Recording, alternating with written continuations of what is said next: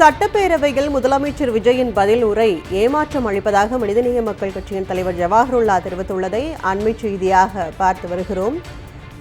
விவசாயிகள் அச்சத்தை போக்க முதலமைச்சர் விஜயிடம் எந்த பதிலும் இல்லை என்று குறிப்பிட்டுள்ளார். முதலமைச்சரின் பதில் உரை ஏமாற்றம் அளிப்பதாகவும் விவசாயிகளின் அச்சத்தை போக்க எந்த பதிலும் இல்லை எனவும் மனிதநேய மக்கள் கட்சியின் தலைவர் ஜவாஹருல்லா தெரிவித்துள்ளதை அண்மை செய்தியாக பார்த்து வருகிறோம்.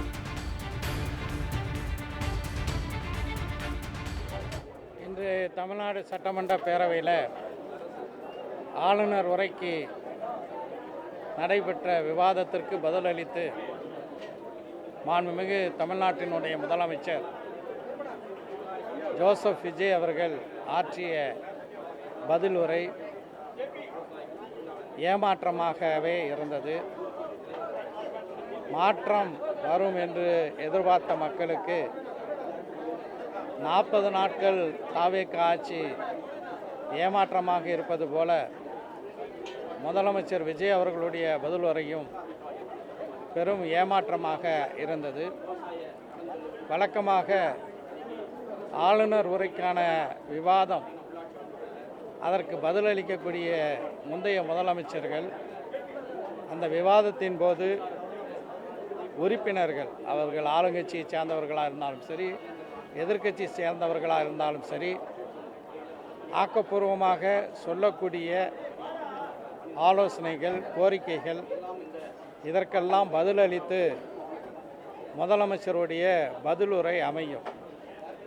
எடுத்துக்காட்டாக சொல்ல வேண்டுமென்றால் சென்ற ஆண்டு ஆளுநர் உரைக்கு நடைபெற்ற அந்த விவாதத்தில் நான் பங்கு கொண்டு பேசிய போது நீண்ட நாள் வாழ்நாள் சிறைவாசிகள் விடுதலை செய்யப்பட வேண்டும் என்ற ஒரு கோரிக்கையை வைத்தேன். அதற்கு பதிலளித்து பேசிய அன்றைய முதலமைச்சர் தளபதி மு.க.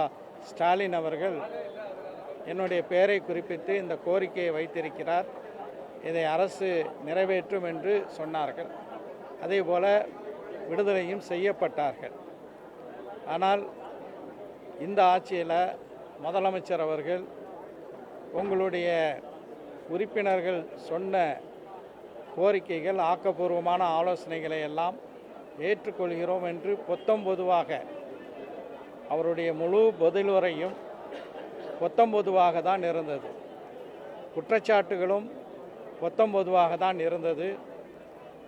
உதாரணமாக சொல்ல வேண்டுமென்றால் இன்றைக்கு காவேரி படுகை அதாவது டெல்டா மாவட்டங்களில் குறுவை சாகுபடி செய்யப்படுமா, செய்ய முடியுமா, முடியாதா என்பது குறித்து விவசாயிகள் பெரும் அச்சத்தில் இருக்கிறார்கள். காவேரி நீர் குறித்து விவசாயிகளுடைய அந்த அச்சத்தை போக்கக்கூடிய வகையில் எந்த ஒரு வார்த்தையும் முதலமைச்சர் விஜய் அவர்களுடைய பதிலுரையில் இல்லாததை தான் பெரும் ஏமாற்றம் என்று குறிப்பிடுகிறேன். அது மட்டுமல்ல, பயிர்க்கடன் தள்ளுபடி குறித்து ஏற்கனவே 2 முறை இந்த அரசு அது குறித்த அறிவிப்புகளை செய்திருக்கிறது.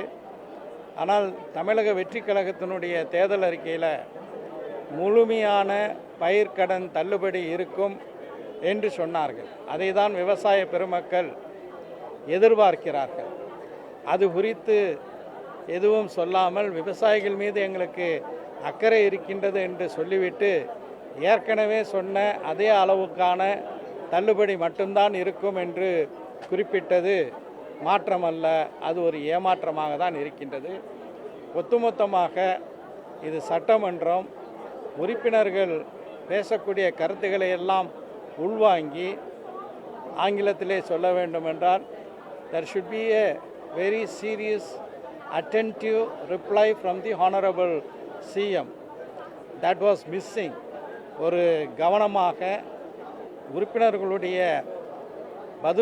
உறுப்பினர்களுடைய விவாதங்களினுடைய கருப்பொருட்களை எல்லாம் உள்வாங்கி கொண்டு ஆற்றப்பட்ட ஒரு உரையாக இல்லாமல் அவர் எப்படி நடிப்புத்துறையில் இருந்தபோது நற்பணி மன்றத்தை தொடங்கினார், எப்படி அது தமிழக வெற்றி கழகமாக மாறியது என்ற வரலாறெல்லாம் ஆளுநர் உரைக்கு பதிலளிக்கக்கூடிய தீர்மானத்தில் பேசக்கூடியவை அல்ல. அது வேண்டுமென்றால் பொதுக்கூட்டத்தில் பேசலாம், சட்டமன்றத்தில் இல்லை. எனவே இது நிச்சயமாக ஒரு பெரிய ஏமாற்றத்தை அனைவருக்கும் அளிக்கின்றது.